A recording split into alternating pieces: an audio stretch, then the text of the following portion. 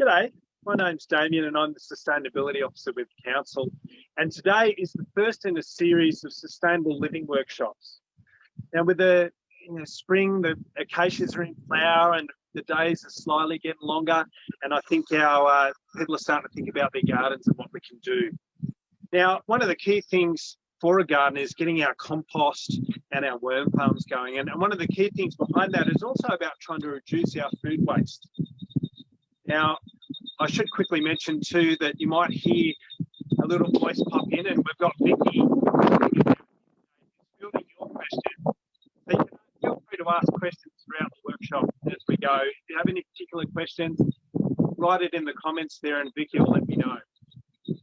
Now, with our talking about food waste, we're really trying to look at different ways to reduce food waste. Now, I don't know if anybody's seen The War on Waste, which was a great series on the BBC. And from that, they actually showed that 1 in every 5 shopping bags that we buy from the supermarket ends up in a lot of food that's going to waste. Now, one of the key things about food being wasted and going into landfill is that it adds to the greenhouse effect. Now, as food rots away, it releases methane, and methane actually has a larger impact on the greenhouse effect than carbon dioxide from cars. So we can look at how we can reduce our food waste, helping to minimise the impacts on the greenhouse. Now, I've got a little slide that just demonstrates that. And I'll just, please bear with us. We're trying to work with technology here. And I'll just try and get that up for you now. Won't be a sec.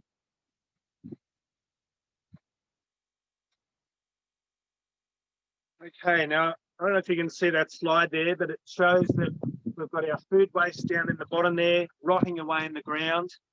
Now, if that food waste if it tips near a creek line or a river, you can get nutrients that leachate from that food waste as it rots down in the ground, and those excess nutrients go into the creeks and waterways. And that can create algal blooms, and can potentially choke up the creek, which then impacts upon fish and other aquatic life. Now, also, as that green waste rots down, it emits methane gas, which goes up into the atmosphere, and that further exacerbates climate change and global warming through climate change impacts. So we're trying to reduce our waste and put it in the compost instead. Now, when we're thinking about compost, why don't we just, go down to the local hardware store or the local garden centre and get some Osmocote or synthetic fertilisers? Now, I guess one of the key issues why we try to compost and add it to our soil is that we're trying to build our soil up. Now, sometimes you might say live in an area that has really sandy soil. Generally, Australian soils are very low in phosphorus, which means that it's, plants like veggies, they're not getting enough nutrients for them to grow healthily and to grow with the sort of food that we want to eat. So we're adding compost. We're getting nice, rich, fertile compost. It's helping to build up the water retention in our soil. It's also helping to build up the nutrients and also helping to stimulate those microorganisms in the soil, our worms and our rhizobium bacteria that all help nutrients be brought up into the plant so we get nice, healthy plants to live with. So composting. Now, we can put all sorts of things in our compost, and there's different types of compost bins that we can use. Now, right here, I've got a pretty standard sort of black plastic compost bin here. The good thing about these is that you can put a lid on top, which helps keep it secure from the birds and even from other creatures getting in there and stealing our compost away from us. These are also quite handy if you don't have a large area, you've just got a small corner of the yard. You can set this up straight on top of the grass there, and away you go. Now, I've got another slide that just shows 2 other types of compost bins that you can utilise.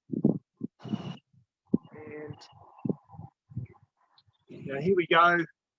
Up on the top right-hand side there, you can see one bit of upcycling, getting some old pallets. If you've got a bit more area to play around with, you can make up larger compost bays made out of old recycled timbers. But then also down in the bottom middle there, you can see a tumbler. It's good because it's totally enclosed. if, as we, a lot of people, as they tend to get older, get sort of back issues, the great thing about the tumbler is it's up at waist height, so you don't have to do too much bending over. And a key element with your compost is making sure there's plenty of air and oxygen within it. The great thing about the tumbler, you can turn it around every couple of days.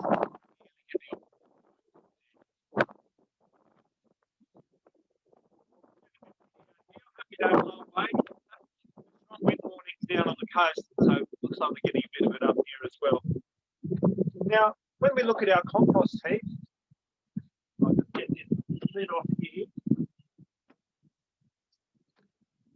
Now, generally, we're putting all our food scraps, so it might be offcuts from your potatoes and your broccoli and all your veggies and all that sort of stuff. And this is what we call green waste. Now, green waste, it's fresh, it's full of colour, and generally green waste has a lot of nitrogen in it.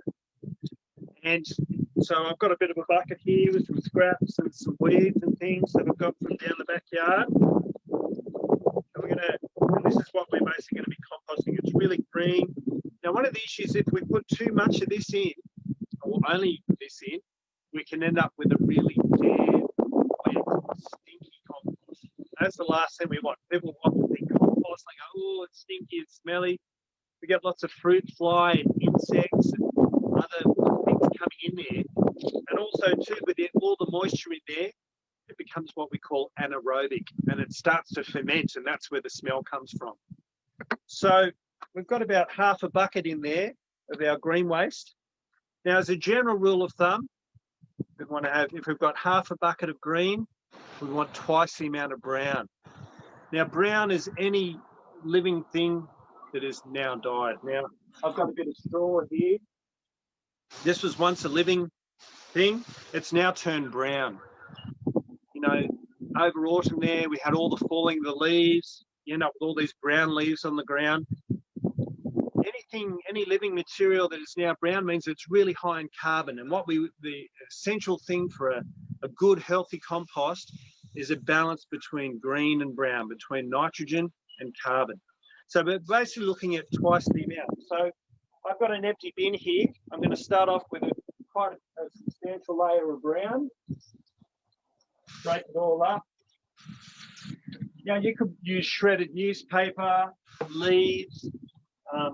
If you mow your grass, put the grass aside in a pile and wait till it turns brown, and then you've got this great sort of pile of carbon-rich material to put in your compost. Now getting my green, I've got half a bucket of green. I'm going to chuck that in on top. Spread it around a bit. Now I'm going to do a full bucket of brown on the top. Again, I'm breaking this straw up. Like I say, if you've got any old shredded newspapers, things like that. Now, one of the questions that people often ask me about using newspaper in the garden is, what about the ink? Now, generally, newspapers, they use a soy-based ink for the writing. So it's fairly harmless when it comes to the garden.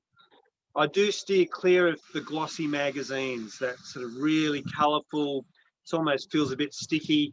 The advertising brochures that you get in your letterbox, the sort of Woman's Weekly, Organic Gardener type glossy magazines. I don't tend to put those in the garden because they use a different type of ink. Whereas the newspaper, it's got a soy-based ink, it's much more natural, and it doesn't create any impacts upon worms and other creatures and things like that. So I've got my bucket full of brown here. I'm going to put that in on top. And basically that's what you want to do. Your compost bin ends up being like a lasagna. You're gradually layering it up. Now I've got one of these at home, and I've been putting my food waste in there now for about 18 months, and I still haven't filled it up yet. I mean, I only have 2 people in my household. If you've got more people, then you'd probably fill it up a bit more quickly.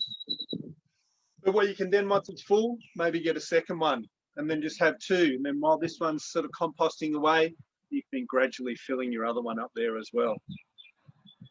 Now, there's a couple other things.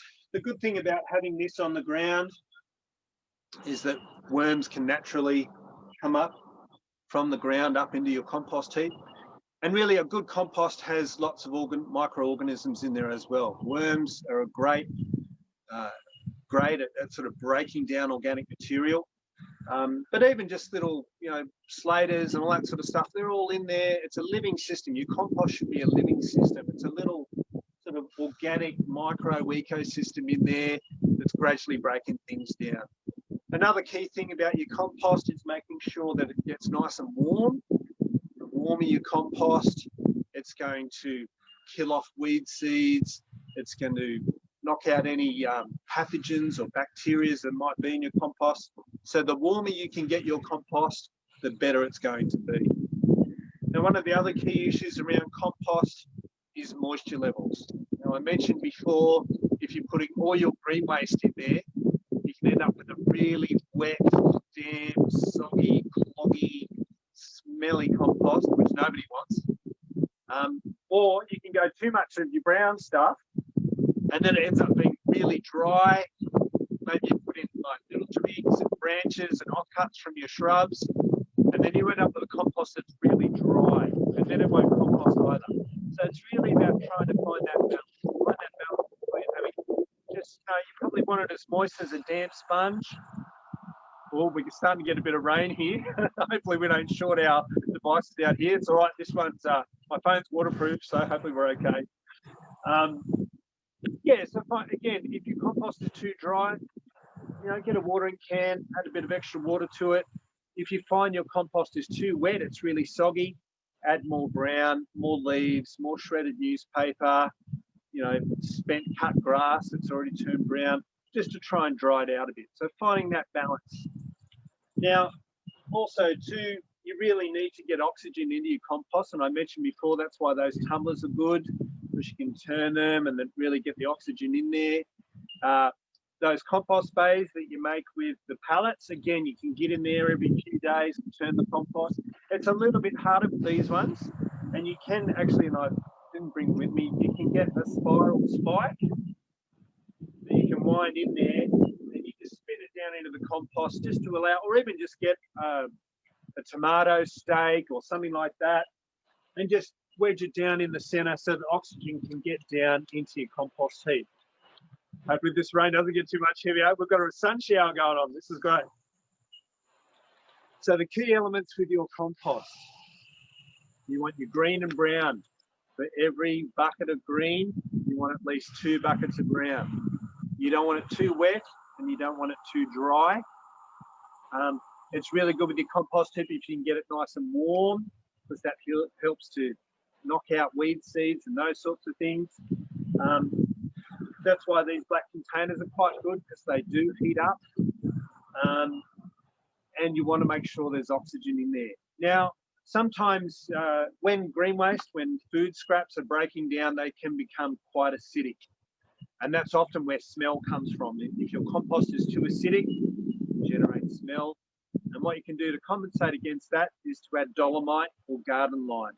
Now that's calcium carbonate, and that helps to balance out the pH. Now for me, I preferably like dolomite because it also has magnesium in there as well. Now that magnesium is a primary plant food. Now four main plant foods are phosphorus, potassium, and nitrogen, and then magnesium is number 4. So dolomite's always a good one. pH also helps to bring magnesium in there as well, and the worms like a bit of dolomite as well. So we've got that in there. We've got our moisture levels right. Put our lid on there, and we've got it nice and secure. Hey Damo, we've actually got a question on the Facebook comments. We've got Eric, and Eric's wondering how do you keep out cockroaches in the compost? Well, I mean, for me personally, I don't see cockroaches as an issue. I don't mind cockroaches in my compost. I don't like them in my house. They're not going to create any sort of damage. I mean, you can use things like diatomaceous earth, which is a natural sort of shell grit type of product. That actually does, if little insects or things like cockroaches and stuff eat it, it actually sort of plays around with their insides and takes them out. But for me personally, I don't see cockroaches as an issue. I don't think that cockroaches are necessarily going to breed in there. I think they're just coming in there to feed. You know, I think as long as you're turning your compost regularly, you're making sure you're putting plenty of brown, you know, leaves and that sort of stuff in there, you're going to be less likely to get cockroaches in there. So, and active composting is really what it's all about. So, I hope that answered your question. It's one of those things, I suppose. Any sort of food waste around the house is potentially going to draw rodents and that sort of stuff. You know, again, if you choose to go the tumbler option, you're going to be less likely to get things like rats and cockroaches and that coming into your compost. So again, the type of composting device that you use will then determine how effective that's going to be. And even this particular tub here, I find it does reduce the amount of insects that get in there. What I have found is that if I'm just putting my green waste in there and I'm not putting any brown, the fruit fly, the bugs, the spiders, they all really go off. They really just get too much. If I make sure I really keep on top of putting my brown layer in there, my leaves, my straw, that really does reduce down the amount of insects and stuff that want to go into the compost, because it's just, they don't like that dry material. So just make sure you really keep that balance. Remember, 1 bucket of green, 2 buckets of brown is a rule of thumb. So we've got our nice compost there, brewing away. Once it's all ready, you can easily spread that on the garden. Now, I think that's about covered all the compost things I wanted to look at. Let me just check. Oh, here's a little, I'll just give you another couple of quick slides, just to give you an idea. Now, this slide here has a list of all sorts of different things that you might put in your compost, and it gives you an idea of the amount of nitrogen and carbon that's in those things. So, I mean, one thing we didn't talk about is if you can add some extra manures, ideally if you've got some chooks at home, scratching up the chook litter out of the chook house, putting that in the compost is just great. If, you know, particularly out here, there's some dairy farms and other farms that have cattle around. If you can get some cow manure, not a lot, but just a little bit to add to the compost, again, it's just going to stimulate those microorganisms and just add to the nutrients in there.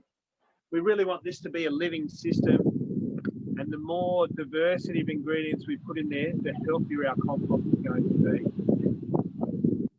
Even a little fresh few weeds. I mean, sometimes what I like to do in the bottom of the compost is actually put sticks and branches and stuff in the bottom as my first layer, and that really helps with drainage then. If the compost gets too wet, that water can just freely drain. You've got that layer maybe 10, 15 centimetres at the bottom of sticks and twigs and branches. That just gives you also an air pocket at the bottom of your compost, plus it's letting the water just drain through and keeping this mid layer here where your food's composting away, helping to stop that from getting too wet. Hey, Damo, we've got another comment. We've got Carol. Yeah. She says that she's got some small reddish colour flies in her bin, and so she's hoping that you might be able to give us some tips to help. Yeah, there might be some type of vinegar fly or something like that. Again, that would seem to indicate to me that maybe there's not enough dry brown material in the compost. They're not going to affect the way your compost breaks down. I guess it's more an annoyance when you lift the lid off and all these flies are coming out and hit you in the face. But yeah, I found if, you know, the last layer at the top of my compost is always my brown. Nice dry layer on top. You might even put a hessian bag, you know, damp hessian bag or something like that over the top. And that really does help to reduce down the amount of flies and insects and stuff that are getting in there. And that for me, what I've found with my personal compost has been the most critical sort of thing, making sure you've got that good dry brown layer on top. Every time I put some green in, I always put twice the amount of brown in, every single time. Even if it's only half a bucket or a full bucket, I always put that layer of brown over the top. And generally, I've found that reduces down. I mean, obviously, you know, we're trying to go organic here, so we don't really want to go to the use of, you know, pesticides and stuff like that to control bugs and insects. And like I say, the best compost is a living system with a whole range of different creatures and stuff in there, all helping to break down that. And then you're putting that into your garden, and then your soil in your garden also becomes a living system as well. Oh, the sun's out. How good's that? All right, now this slide sort of gives you a bit of an overview of how we layer it up in our bin there. I'll just zoom in there. So yeah, like I said, we've got our sticks in the bottom layer. We've then got a brown layer of leaves. We're then going our green layer, and you just layer it up like a good lasagna. It's the same way I do my no-dig gardening. Get my lasagna layers in there. Now, compost tea. So are there any more questions on compost? That's basically in a nutshell, just to rehash the key elements, making sure you've got your balance of green and brown, 1 bucket of green, 2 buckets brown. I keep saying it, but that's really critical. Making sure your moisture levels are right, not too wet, not too dry. Making sure you're getting the oxygen in there. If you've got a bin like this, getting a stake in there and just poking holes so that oxygen can get down into it. Making sure it's warm. Sometimes in winter, in some places, they'll actually wrap a blanket around their compost to try and keep it warm so it keeps breaking down properly. But if you've got it in a nice sheltered spot where it can get access to sun, and like I say, this black plastic helps to keep them warm, then your compost is going to break down more quickly. And then finally, if you've got acidic issues going on, often you'll see creatures trying to leave it if it's too acidic, adding some dolomite in there and maybe adding some manures as well for your compost. And if you follow that sort of basic sort of principle, get lasagna layers, layering it up bit by bit, you should have great compost in about 4 to 6 months. It's a lot more quicker in summer because of the heat, and obviously composting over winter can take a lot longer.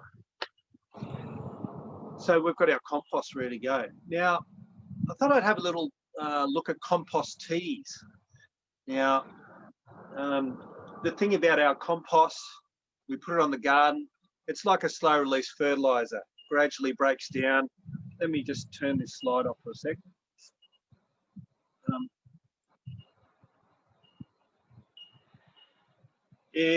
With our compost, it's like a slow release fertilizer, but sometimes we need a quick feed. So we can get that compost and put it in a bucket, or we can actually get things like manure. So over here, I've got some fresh horse manure here. Now, people often ask about the different types of manures and what's best for the garden. Ideally, cow manure is the best one because it goes through 3 different stomachs and all the seeds have been broken down. So when you put it in the garden, you don't just get random weeds. One of the issues with horse manure, you can see the horse manure is quite grainy. You can see the grass there. It hasn't been digested as well. And often weed seeds will be in there and they'll sprout up through the garden. Now, I guess one other to think about, often with horses, they're given antibiotics and different other types of medications. Maybe they're giving anti-worming tablets, those sorts of things. Those things can come through in their manure. And then you're putting that stuff in your garden. So no matter where you're getting manure from, always try to have a look at, how are those animals being treated? Are they on medications, antibiotics, those sorts of things, anti-worming things, because we don't want to then introduce those into our garden.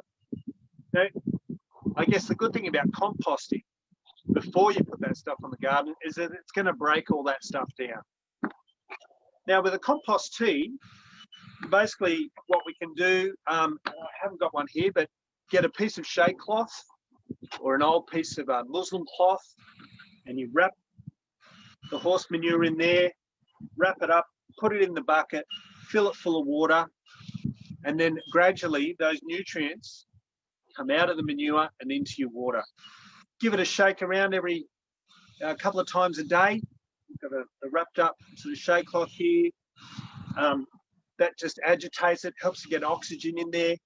And after, about a week or so, you've got a nice rich tea. You can then remove the shade cloth and your manure, and you've got a nice liquid fertiliser there. Now you need to make sure, because it is quite strong, and we'll look at wormweed a bit later, dilute it down. You know, maybe 5 to 1, 7 to 1. So that way you're not over fertilising your plants with this great liquid feed that you've got going here. Now, other things that you can add for a liquid tea is comfrey. Comfrey is a great plant to grow in the garden. It's a good border plant. It's a compost activator. So comfrey, if you get the leaves and you put it in your compost, it's actually going to speed up the compost process. It's also really good as a liquid tea. Same thing, wrap it in a shade cloth or an old pillowcase, something like that, put it in the water, and those nutrients gradually go into the water. And it's really good for liquid feeding your plants when they're fruiting. And I guess medicinally, comfrey is also a really good thing. I recently broke my wrist, strained all the muscles here. And with the comfrey, you can make a really nice poultice and wrap that around the joint. And it's actually going to stimulate healing in the joints and the muscles. And it is actually a bone knitter. It helps the bones knit back together. So comfrey, really critical plant. Every good garden should have some comfrey in there. Make a tea, stimulate your compost. Good border plant, attracts pollinators. Love my comfrey. And one more compost tea, if you can get access to seaweed. I mean, everyone uses sea salt. Now, the good thing about seaweed fertiliser is that it's a holistic fertiliser. It's got all the big nutrients. It's got all the micronutrients. It's also a root stimulator. So here at the community nursery, when we pot up our little seedlings into bigger pots, or when we put plants in the ground, we give it a quick feed with seaweed, and that actually stimulates root growth. Roots grow healthy and strong, and the plants establish more quickly. So again, you can make your own seaweed tea if you don't want to go down the shop and buy some sea salt. If you do a trip down the coast, again, we need to be careful about not taking too much seaweed because it's a natural thing. It's part of the ecosystem. We don't want to impact upon that at the same time. And again, we can make our compost teas. So it's nice to have a couple of different compost teas. You can even do it with your old weeds. Get your old weeds, put them in a big, I've got a couple of big 44-gallon drums at home. Put my weeds in there, particularly things like wandering dew or those fleshy sort of weeds that just don't want to die. Whack them in a big bucket of water and let it sit there for a couple of months. And the smellier the water, the better it is. It might stink bad, but it's great for the garden. And you can do that with your old weeds as well. So compost teas, have a couple of different bins going and just gradually get in there, give it a stir, and then you've got a nice liquid fertiliser. So compost. We've got another question. Yeah. So Eric's popped up again, and he said that sorry, you may have already answered this, but he's wanting to know what your thoughts are on the best manure to use. Yes. Look, ultimately cow manure is I think the best, primarily because cows have 3 stomachs, and so the manure by the time it comes out, it's been well and truly processed. Any weed seeds, things like that, have been totally dissolved, so you're not going to get weeds coming up out of your cow manure.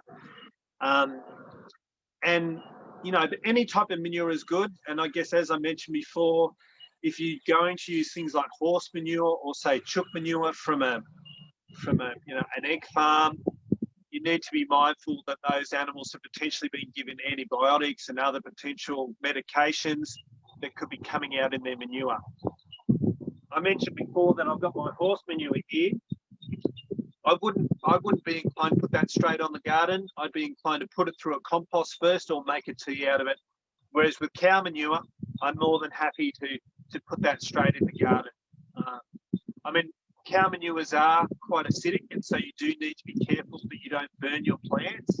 But whenever I do a no-dig garden, and we're going to look at that one of our workshops later down the track, when I do my lasagna making of my no-dig gardening, I always put cow manure in as my bottom layer. So cow manure is the most ideal. If you are going to get the other manures, just make sure you compost them or make a tea. I hope that answers your question, Eric.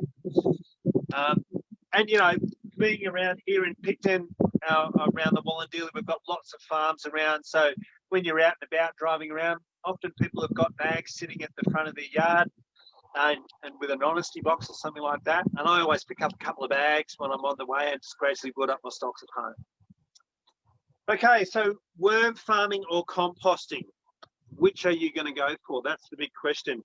Now, sometimes with compost, you know, maybe you live in a small place, you've just got a small backyard, you don't really have enough space for it.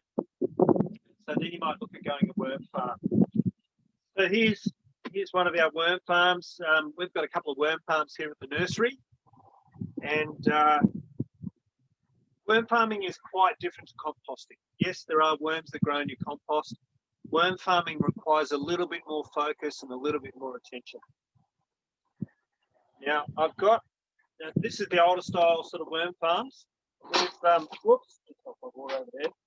We've been using these worm farms here at the nursery.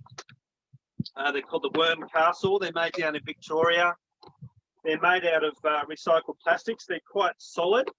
You can see with the older style worm farms here, these legs tend to snap off and they get a bit loose and wobbly. The good thing about these ones, they just click into place. They're cylindrical, so they're nice and strong. Just click them on. We've got a tap, goes in the bottom here so that we can drain out our really nice wormware at the bottom and get our liquid feed. Then we just pull that off like that. Pretty straightforward. Screw the nut on the other side there.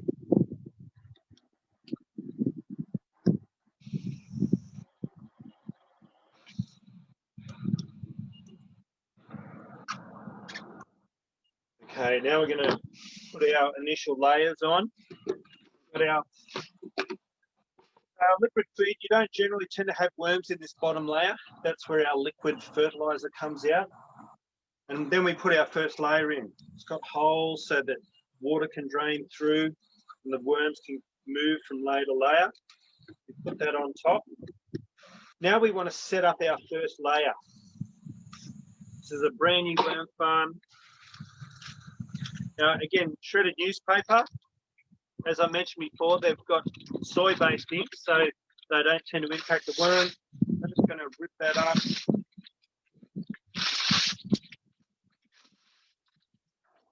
I've got a bucket of water here. I'm just going to soak those up as well, just to soften them. I'm going to spread that down in the bottom layer there. A couple of more strips. Now basically what we're trying to do is create a nice comfy bed for the worms to breed in. Something that's going to be nice and soft. Layer that up in there. Okay, now just under here, I've got some coir fibre. Now this is from the husks of coconuts. Now this product is really useful in the garden in so many different ways. Now we use it in our potting mix here at the nursery because it's great at absorbing and holding water. It's also good at absorbing nutrients. So if you get your liquid compost tea and you water that into the garden, if it rains, that compost tea could just drain away out of the garden. Whereas if we break this up and get that into our garden mix, when the liquid tea comes in, it actually gets absorbed and held in to the coconut fibre there. So it means that if we do get more rain, it isn't all that fertilizer, that beautiful liquid tea isn't going to just run away. It's going to be absorbed into our coconut fibre. Now in potting mixes, people often use sphagnum moss, peat moss. Now those come from bogs that have been created over hundreds of years. It's not really a renewable resource in my mind. Whereas this is a waste product that's been put to use. Now they did some studies and they found that when coconut fibre dries out, you can re-wet it really easily. When sphagnum moss or peat moss dry out, they become water repellent. So they dry out, you pull the water just runs off, and it takes a long time to get your peat moss and your sphagnum moss reabsorbing the water again. Whereas your coconut fibre, no worries. It goes, thanks very much, and just starts drinking it up again. So back to our worm farm here. I've got a smaller block that I put into a bucket. Now, I'll just hold that at an angle there. Now there, I've got nice, damp, moistened coconut fibre. Now this is also really good if you are planting. You dig the hole, put some water in the bottom of the hole, and then put a handful of this in the bottom of it. Then plant on top of it. You've got a nice natural sponge that's holding the water in there for the plant, and your plant's going to get it. You've got a nice natural reservoir of water there while that plant's establishing. So we get our coconut fibre. Just going to drain it off. Gradually spread that through.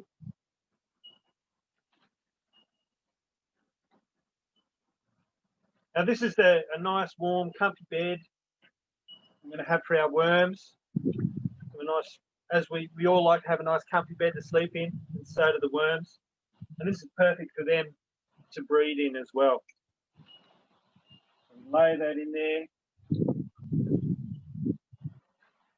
Now then we've got to get our compost worms to get it started. Now, some garden centres, you can get a box of worm castings. You can also order them online. Worm castings have eggs in there, and they can actually sit in those boxes for quite some time. There's a couple of places around. It's getting harder and harder to get compost worms actually.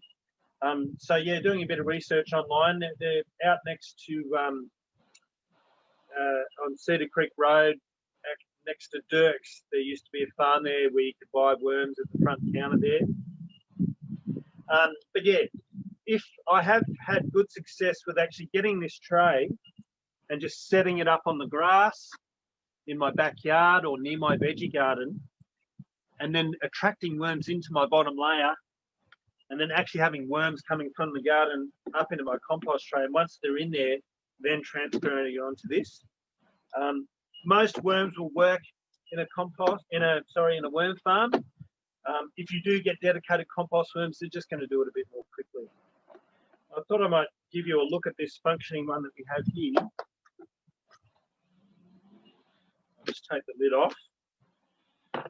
Now, it's nice to have a little blanket to put on top of our compost. Now, this is a little bit dry, so I'm going to pour a little bit of moisture on there just to dampen it up a bit.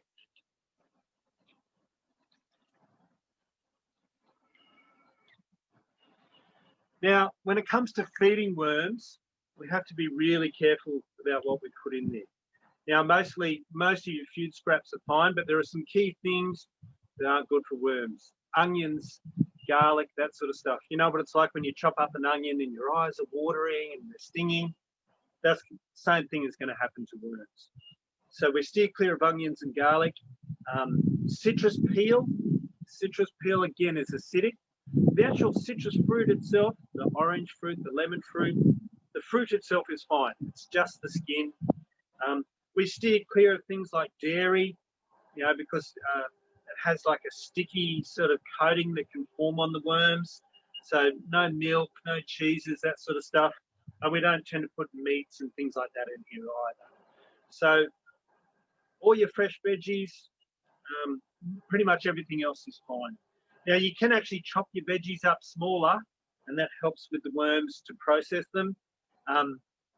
We have a volunteer here who passed recently, Robin, and she always, these were her babies. She loves her worms. She would come in even when she wasn't volunteering and always feed her worms. They require looking after them. You can't just leave them be. She would come in here and she'd chop up all the veggies and nice and small for them so the worms had a nice meal. Now, another key thing about your worm farm is that you don't want to get it too hot. Unlike the compost, yes, we want a nice hot compost. We get a hot worm farm and those worms have got nowhere to go and they get stuck in here. So you really want to be able to put your worm farm in a sheltered area during summer, out of direct sunlight, maybe a little bit of morning sun, maybe a little bit of arvo sun, but basically out of heat in the middle of the day. And in winter, you want to have them in an area, they don't want to get too cold either. They don't like frost.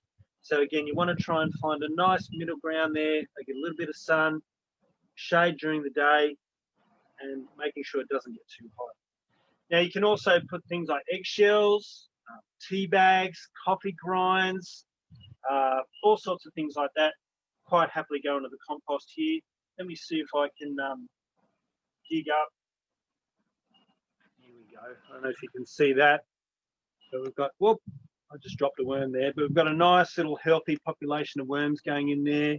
If you do have a friend that has a a worm farm, just go and grab a handful of worms to get your worm farm going. And that's all you need, a handful like that. Now, the key when you're first starting out your worm farm is not to overfeed them. If you give them too much food, they just won't take off. So start off with little bits of food, and then as the worm population builds, you can start putting more and more in there, gradually building it up. So Damo, we've got a question on here about worms and the worm farm. So Carol wants to know about the worm farm setup that you've got out there. She really likes it, and she's wondering where you might have got it from. Oh yeah, look, we well, there's two types. So council do stock this one. This one's called the Worm Castle, and unfortunately our nursery is closed at the moment, but we'll be reopening soon. And let me just put that lid on there. Just get that wedged in. So yes, we are selling the worm castles there. They're nice too. They've got a bit of a different colour. These more traditional style ones, you can get those from most hardware stores, Bunnings, that sort of stuff. We will be restocking also these bins as well. So certainly over the next month or so, you'll be able to get these from council as well. So yes, when the nursery reopens, hopefully in the next couple of weeks, you can come and see us and find out about getting worm farm. But otherwise, if you want to get something sooner, Bunnings or your local hardware store. Now I'm going to take this layer off. So that's our active layer. This layer is that's the layer we're feeding. All our worms are in there. We've got some eggshells in there as well. Adds a bit of calcium. It's good to break your shells up. And worms do eat bits of the shell, and it just helps to clean out their insides and keep them healthy. Calcium from the shells also helps to balance out pH. So calcium carbonate comes from eggshells, comes from dolomite lime, and that sort of stuff, just to help with our acidity. Now I'll take that layer off there. We've got our little blanket on top. Again, keeping that blanket moist is a critical one, so the worms stay nice and warm. Now in here is the gold. These are our worm castings. So it's well processed. It's all sort of looks like sort of crumbly. Got a couple of little insects in there. This is the stuff that's perfect for the garden. Now, again, you want to be, it's very rich. Oh, there's even a couple of worms in there. It's very rich and fertile, so you don't want to overdo it. Just do a light, if you've got, say a broccoli plant or something like that, just do a light layer around the base of the plant, just so that it can have a good feed. And you can go around and just gradually sprinkle that around each of your plants, making your way through the garden and give them a little feed, and then give it a water in. But that's, that normally probably would, it takes a few months to get to that sort of spot where you've got those amount of castings. Now, the thing is too, if you start up another worm farm, can't really see anything at the moment. Normally you see all the little eggs through there as well. So if you are starting a worm farm, you can just get the castings from another worm farm to start up another one as well. Got that in there. And again, you just start with your first layer and gradually build it up. And most worm farms have 3 layers all up. Keeping the lid on there. Now, I guess, the main difference between composting and worm farming is that with composting, you've got a bit more flexibility. You can put things like meat, you can put things like citrus peel. There's really no limit to what you can put in to your compost. If it gets too warm, the worms can just leave the compost heap and come back when it's ready. So temperature is not so much of an issue. Worm farms are great if you've got a small area. Maybe you live in a little townhouse and you've just got a concrete backyard or something like that. Then you can just nestle this around in the corner. It requires a little bit more maintenance. You need to be out there hanging out with your worms, giving them a bit of support, giving them a bit of love, making sure you're feeding them up well. And then, of course, you get the beautiful worm wheat out of the bottom, which is an awesome liquid feed for your garden. So that's about it in a nutshell. I don't know if we have any more questions. But yes, we're trying to reduce our food waste. We're trying to improve our garden. I don't know about you, but since COVID kicked in, I actually really enjoyed the time spending in my garden. I didn't really want to go to the supermarket that much, so I really started to grow my veggies at home. And now I'm at the point where every night my meal has some food from the garden, which it tastes great. I feel healthy, and having a compost is a critical element to being able to grow healthy veggies. So there's no more comments on here, Damo. There's no more questions, I mean, but there was just a comment from Carol that she said that she's got the big worm farm, but she basically uses it for her strawberry beds now. But apart from that, lots of love, lots of likes for the workshop today. So hopefully we get everyone back in a fortnight's time when we do the next one. Yeah, sorry, I missed the original comments. It cut out for some reason. Oh, sorry. Yeah, Carol was just saying that she uses her big worm farm as a strawberry growing bed as opposed to a worm farm. Oh, awesome. That's great. Yeah, well, I mean, all gardens should have worms in them. So if you can use your worm farm to grow your food directly out of, then you've done two for the price of one, haven't you? That's great. Good stuff. Well, yeah, look, I mean, feel free to send us in any comments about any of your, and share your tips with your composting and worm farming. There's no hard and fast rules. These are just indicative ways to go about it. But yeah, if you have any further questions after the end of the workshop, feel free to send us a message. We've got more workshops coming up. There's going to be one around propagating. There's going to be one around no-dig gardening and guild planting. So guild planting is sort of companion planting on the next level. There's going to be one around growing a native garden at home, bush tucker plants and growing habitat gardens. We've got a workshop coming up on keeping chickens at home as well. So stay tuned. They're once a fortnight. And a big thanks to Vicky from the comms team and Joanna down at the library. This is a bit of a joint effort, and this is our first one. Thanks for sticking it out with us today as we work our way through our technology stuff. And yeah, happy growing, and yeah, feel free to share your tips with us. We'd love to hear how your garden is growing and how your compost is too.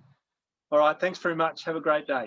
So Damo, there's just one more comment on here from Nicole, and she's saying, thank you very much, Damo and Wollondilly Library. It was really informative and engaging. And then Fiona's actually sent a message through saying you might want to just quickly touch on the Sustainability Living Guide and the fact sheets that you guys have available and how to get all that information. That's great. We've got a full team behind me here. It's not just all about me. Yes, thanks for bringing that up, Joanna. So we have the Sustainable Living Guide on Council's website, and this is information that's been put together over the last 10 years by the Sustainability Strategies Group. And there's heaps of great tips in there on how you can live more sustainably. There's stuff about, you know, how you can reduce, reuse and recycle at home. There's, you know, tips about your garden. There's tips about, you know, where we get our food from. We often don't think about where our food does come from and what sort of chemicals are used in that. And that's really, again, the benefit of growing your own food. It's healthier, you know where it's from, and you're going to feel so much better for it at the end of the day. And I know I have, since I've been really cranking my food up at home. But yeah, get onto this, the Sustainable Living Guide on Council's website. And yeah, like I say, there's a whole heap of information in there that can help you live more sustainably at home. And yeah, when the nursery reopens, come down here, come and get some native plants and maybe get a worm farm or two. Stay tuned to Council's website. We'll let you know, and hopefully we'll be opening up again soon. But yeah, thank you for your time again today. Are there any more questions there, Vicky? No questions. Just a comment from Peter that said that he really enjoyed the workshop and he's looking forward to the next one. So a lot of love here on Facebook, Damo. So yeah, it was great having everybody along for the ride. Right, thank you so much. And yeah, like I say, if you've got any questions, you think of something after, feel free to send us an email at nursery@wollondilly.newsouthwales.gov.au, or just drop us a line through the library Facebook page, and we're happy to answer any questions. And yeah, happy gardening.